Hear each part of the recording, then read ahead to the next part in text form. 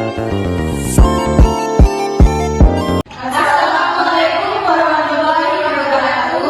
Perkenalkan, nama saya Desita Dian Safira, NIM 4, dan rekan saya. Perkenalkan, nama saya Rasita Noviana dengan NIM 05. Perkenalkan, nama saya Yusra Madani dengan NIM 21. Perkenalkan, nama saya Zulita Agustin dari NIM 49. Berdirinya kami di sini ingin menjelaskan hasil diskusi kami mengenai analisis persamaan dan perbedaan pemikiran ekonomi aliran institusional dengan membandingkan pemikiran ekonomi Islam.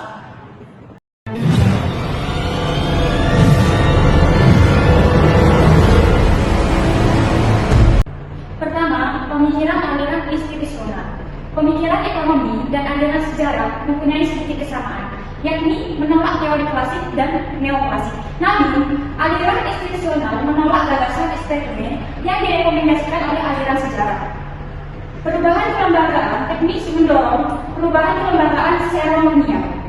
Kritik terhadap teori klasik, Veblen pada dasarnya mengkritik teori yang digunakan oleh model klasik dan neoklasik menyederhanakan fenomena ekonomi.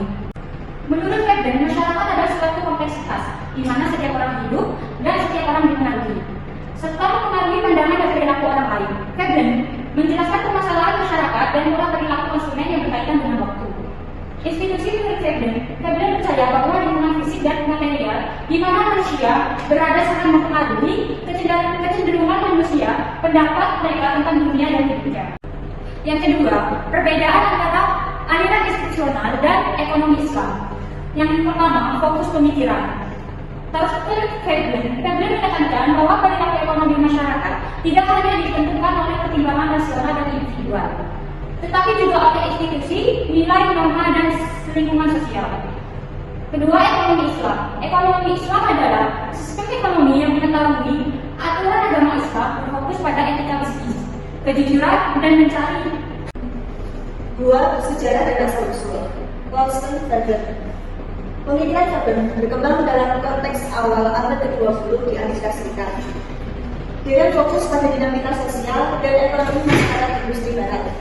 Veblen dikenal sebagai salah satu penulis ekonomi institusional dan banyak menulis tentang tentang konsumsi dan kelas sosial dalam masyarakat kapitalis. Ekonomi Islam. Ekonomi Islam berakar dari ajaran Islam yang diajarkan oleh Nabi Muhammad SAW. Telah berkembang selama lebih dari 1000 tahun. Puncak kejayaan ekonomi Islam terjadi antara abad ke-5 sampai abad ke-13 Masehi, di mana ekonomi Islam ditetapkan berbagai wilayah di bawah kepemimpinan Islam. 3. Pengaruh dan lingkunganitas. Constant Veblen. Pemikiran Veblen mempengaruhi berbagai bidang studi, termasuk ekonomi, sosiologi, dan antropologi. Karyanya mendorong analisis ekonomi yang lebih holistik, mempertimbangkan faktor sosial dan kelembagaan. Veblen juga dikenal dengan konsep leisure class dan conspicuous consumption yang memiliki perilaku konsumsi kelas atas yang tidak produktif. Ekonomi Islam. Ekonomi Islam mempengaruhi kebijakan ekonomi dan praktik bisnis di banyak negara Muslim. Implementasinya meliputi perbankan, syariah, zakat, dan prinsip-prinsip bisnis yang sesuai dengan syariah. Yang nomor 3, persamaan antara aliran institusional dan ekonomi Islam. 1. Pentingnya keadilan sosial, baik aliran institusional maupun ekonomi Islam, menempatkan keadilan sosial sebagai nilai yang penting. Meskipun alasannya mungkin berbeda atau institusional mungkin fokus pada distribusi yang adil dari hasil ekonomi untuk mencapai kesejahteraan sosial, sedangkan ekonomi Islam menekankan keadilan sebagai bagian dari prinsip-prinsip syariah. Yang kedua, peran negara dalam regulasi. Meskipun tingkat campur tangan negara dapat bervariasi baik aliran institusional maupun ekonomi Islam, mengakui peran penting negara dalam mengatur dan mengawasi aktivitas ekonomi. Yang ketiga, pentingnya efisiensi dan keseimbangan. Meskipun ekonomi Islam menempatkan nilai-nilai moral dan etika sebagai prinsip utama, baik aliran institusional maupun ekonomi Islam, mengakui pentingnya efisiensi ekonomi dan alokasi sumber daya yang baik. Yang keempat, diversifikasi dan pengembangan ekonomi. Keduanya mengakui pentingnya diversifikasi ekonomi dan pengembangan sektor-sektor yang berkelanjutan. Aliran institusional mungkin lebih cenderung instrumen keuangan konvensional untuk mencapai tujuan ini. Sementara ekonomi Islam menggunakan instrumen yang sesuai dengan prinsip-prinsip syariah. Terus yang kelima, penghormatan terhadap hak individu.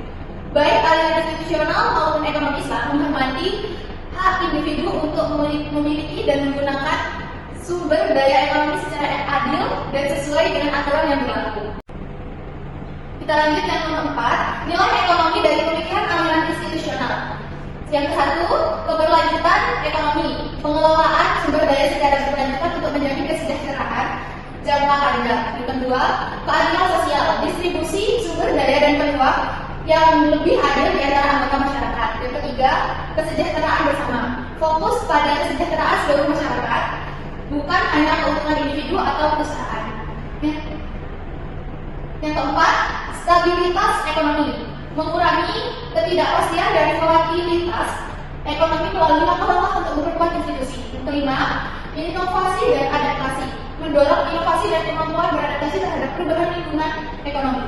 Yang kelima, instrumen kebijakan yang digunakan aliran institusional. 1. Regulasi, penegakan hukum dan peraturan yang mengatur perilaku ekonomi dan sosial seperti peraturan pasar, perlindungan konsumen, dan standar lingkungan.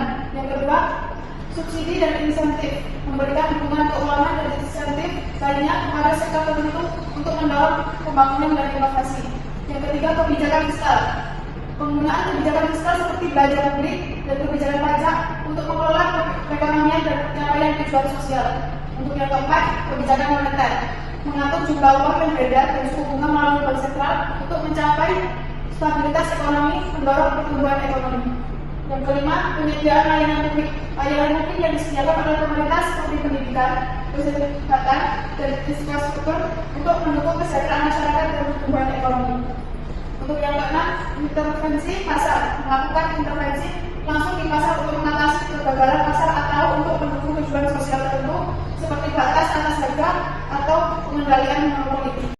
Kesimpulan, aliran kelembagaan ekonomi menekankan pentingnya peran kelembagaan, baik formal maupun informal, dalam membentuk perilaku ekonomi dan hasilnya. Ini mencerminkan pandangan bahwa perubahan dalam kelembagaan dapat berdampak signifikan pada efisien ekonomi dan kesejahteraan sosial. Pemikiran ekonomi Islam berdasarkan pada prinsip-prinsip sosial syariah yang mengatur kegiatan ekonomi dengan tujuan menciptakan sistem yang adil dan berkelanjutan, termasuk distribusi kekayaan yang merata, larangan riba, kewajiban zakat, dan peran negara dalam menjamin keadilan sosial. Kedua konsep ini saling berkaitan dalam konteks mengelola tantangan perekonomian global, di mana pemikiran ekonomi Islam dapat memberikan kerangka untuk mengatasi kesejahteraan ekonomi dan mengelola transaksi keuangan secara adil dan berkelanjutan. Aliran institusional menekankan dirinya melihat ekonomi sebagai bagian dari struktur sosial yang lebih luas, di mana analisis ekonomi harus mencakup faktor-faktor sosial, budaya, dan sejarah untuk memahami dinamika ekonomi secara menyeluruh. Sekian dari kelompok kami, kurang lebih